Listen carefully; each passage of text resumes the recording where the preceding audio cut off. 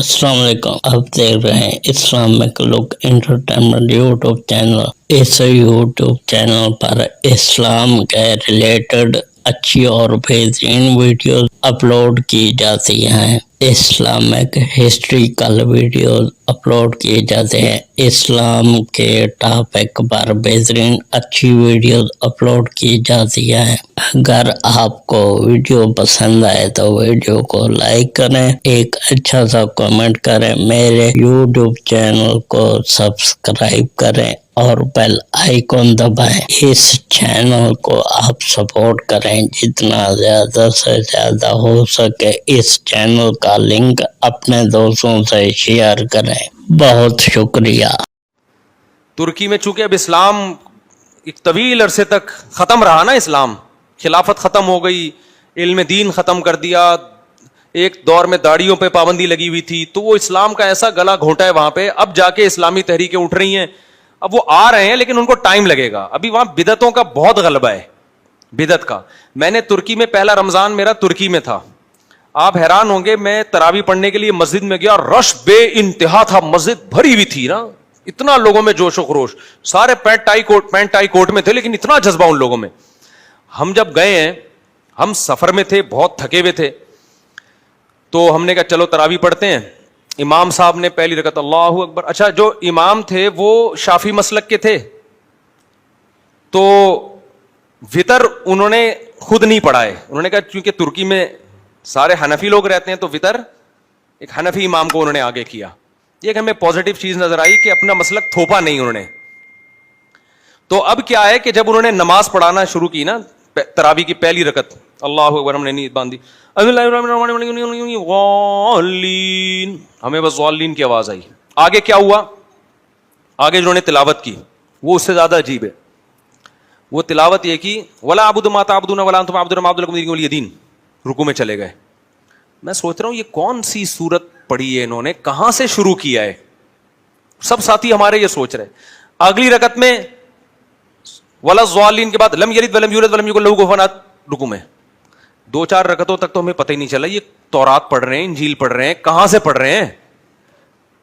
قل یا ایھا الکافرون سے بھی شروع نہیں کر رہے تھے، تو نا قل یا ایھا الکافرون سے شروع کرتے، بیچ سے ولا اعبد ما تعبدون ولا انتم عابدون ما اعبد لکم دینکم، تین آیتیں آخر کی۔ پھر جب تیسری رکعت پڑھی ہے تو بھی ولا اعبد ما تعبدون ولا انتم عابدون ما اعبد لکم دینکم ولی دین۔ پھر جب اگلی رکعت ہے لم یلد ولم یولد ولم یکن لہ کفوا احد۔ دو چار کے بعد میں پتا چلا بھائی یہ قل ہو اللہ بھی آدھی پڑھ رہے ہیں اور سورہ کافرون بھی آدھی، 20 کی 20 رکعتوں میں یہی پڑھا ہے انہوں نے۔ تو میرے ساتھ ایک دو لوگ اور بھی تھے، انہوں نے کہا یار یہ اسٹائل کی تراویح ہم نے پہلی دفعہ دیکھی ہے۔ میں نے کہا بیٹا ہم نے گاؤں میں تراویحاں پڑھی ہیں بہت اسپیڈ میں، ایسی اسپیڈ خدا کی قسم فرسٹ ٹائم دیکھنے کو مل رہی ہے، ایسی اسپیڈ ہم نے آج تک نہیں دیکھی۔ پھر وہ انہوں نے کہا وہی وہ جو ہے وہ چونکہ سارے ترکی بھی تو 99.9% فقہ حنفی ہے، خلافت تھی نا وہاں، تو اب وہاں پر وہ امام جو تھے وہ حنفی امام آئے نماز پڑھانے کے، انہوں نے پھر وہ وطر میں پوری کسر پوری کر دی، اتنی لمبی 20 تراویح نہیں ہوئی جتنا لمبا انہوں نے وطر پڑھا۔ وہ پھر تجوید بہت اچھی تھی ان کی، قرات بہت اچھی۔ ہم نے کہا بھائی آج تو پڑھ لی، اس کے بعد ہم یہ تراویح افورڈ نہیں کر سکتے، لیکن ہم بدگمان نہیں ہوئے ان سے۔ یہ بھی میں آپ کو جو واقعہ بتا رہا ہوں خدا یعنی ان کی توہین کے لیے نہیں، ہم نے کہا یار یہ حالات اگر ہم پر آئے ہوتے تو شاید ہم اس سے بھی گئے تھے۔ جب آپ الٹی سوچ لے کے جاتے ہو نا تو ہر قوم کی برائی نظر آتی ہے آپ کو، جب آپ پازیٹیو سوچتے ہو تو پھر ہر اس میں بھی آپ کو اچھائی نہ۔ ہم نے کہا یار ان کے اوپر 100 سال لبرل حکومتوں نے حکومت کی ہے، اسلام کا گلا گھونٹا ہے، ان لوگوں نے اتنا بھی بچا لیا نا، رمضان کی تراویح بچا لی، یہ بھی غنیمت ہے، کیونکہ یہ ان کے استاد جو بھی امام تھے نا وہاں جنہوں نے تراویح پڑھائی، ان کے استاذ ان کی آپ ہسٹری پڑھو، بڑی قربانیاں دی ہیں ان لوگوں نے اس کو بھی بچانے کے لیے، ورنہ تو یہ بھی ختم ہو گیا تھا۔ چھپ چھپ کے نمازیں پڑھتے تھے، چھپ چھپ کے قرآن، تو اتنا بھی رہ گیا کیا، یہ غنیمت ہے بھائی۔ اب جب اسلام آئے گا تو انشاءاللہ پھر وہ آہستہ آہستہ آ جائیں گے خیر کی طرف۔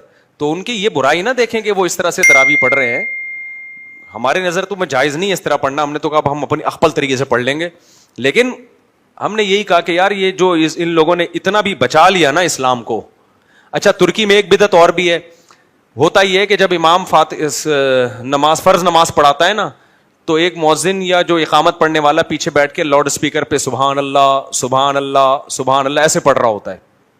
میں جب فرسٹ ٹائم ترکی گیا میں نے کہا بھائی یہ کیا بدعت ہے یار, یہ تسبیح آہستہ سے پڑھو, وہ مائک پہ کیوں پڑھ رہا ہے؟ تو ہمارے استاذ جو ان کو ترکی پہ بڑی معلومات ہے نا, وہاں کی ہسٹری بہت جانتے ہیں, انہوں نے کہا ہوا یہ تھا کہ جب یہاں مسجدوں میں اماموں میں پابندیاں لگی ہیں تو یہاں کے علماء نے کہا کہ اگر ہم یہ تسبیحات مائک پہ نہیں پڑھیں گے نا یہ آہستہ آہستہ لوگ ان چیزوں کو بھول جائیں گے, تو مجبوراً کہ یہ چیز جو ہے پیچھے بندہ بٹھا کے مائک پہ پڑھ لو تاکہ ان لوگوں کو یہ یاد رہے, یہ بھولے نہیں. تو اس طرح سے انہوں نے اسلام کی باقیات کو وہاں بہت بڑی بڑی قربانیاں دی علماء نے. تو انہوں نے کہا جب یہ اب آئیں گے پورے اسلام کی طرف, یہاں دینی ادارے کھولیں گے تو یہ سب چیزیں آہستہ آہستہ انشاءاللہ چھوٹ جائیں گی. لیکن انہوں نے ہمیں کہا کہ ایسا نہ ہو کہ یہاں کے آپ نیا فرقہ بنا دیں کہ یہ سارے بدعتی ہیں. لوگ کیا کر رہے ہوتے ہیں ایسے موقع پہ, ابے یہ سارے کیا ہیں بدعتی ہیں, ان کو تو تراویح پڑھنی نہیں آتی, ان کو تو تسبیح مائک پہ پڑھتے ہیں. میں ایک نئی مسجد بنا رہا ہوں, اس کا نام ہوگا قرآن و سنہ اکیڈمی, اور اس میں سب کیڑے نکالتا رہوں گا بیٹھ کے. یہ ہمارے پاکستانیوں کا یہ اسٹائل ہے, یہ بھی بدعتی ہے, اس کو مائک پہ تسبیح پڑھتا ہے وہ بھی جہنمی. قرآن و سنت صرف میں بتا رہا ہوں. تو اس سے سوسائٹی میں اصلاح نہیں ہوگی, اس سے ایک نیا فرقہ بن جائے گا. اصلاح کا یہی طریقہ ہے, آپ ان کی خوبیوں کو ہائی لائٹ کریں اور بند کمرے میں آرام سے ان کو بیٹھ کے سمجھائیں کہ بھائی اب تو چونکہ وہ ماحول ختم ہو گیا, سیکولر حکومتیں, آپ ماشاءاللہ آپ نے دینی جذبے سے یہ کام کیا, لیکن سنت طریقہ یہ ہے کہ آپ آہستہ آواز میں تسبیح پڑھا کریں. تو اس طرح سے کوئی پازیٹیو وے میں ہمارے علماء دیوبند کام کر رہے ہیں الحمدللہ, جا کے ترکی میں پازیٹیو وے میں بڑی محنتیں کی انہوں نے. تو کوئی پازیٹیو وے میں کام کرے گا تو کام ہو جائے گا.